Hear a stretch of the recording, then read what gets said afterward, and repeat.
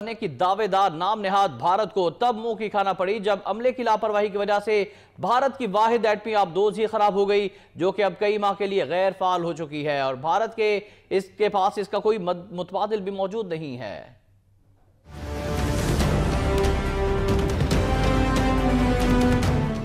दुनिया में आए रोज भारत को शर्मिंदगी का सामना करना पड़ता है और अब दिफाई सुपर पावर बनने के दावेदार भारत को एक बार फिर मुंह की खाना पड़ी जब अमले की लापरवाही की वजह से भारत की वाहिद एटमी आबदोज खराब हो गई। भारतीय अखबार के मुताबिक जौहरी आबदोज को भारतीय नेवल अमले की लापरवाही से नुकसान पहुंचा है और कई महीनों से इसकी मुरम्मत का काम जारी है, जबकि ये मजीद कई माह गैर फाल रहेगी। इसकी जगह भारत के पास कोई एटमी आबदोज मौजूद नहीं। जौहरी आबदोज का दरवाजा खुला रहने से पानी अंदर दाखिल हो गया और आबदोज तकनीकी खराबी का शिकार हो गई, जिसके बाद सोशल मीडिया पर भारत की वजारत दिफा और मोदी सरकार को कड़ी तनकीद का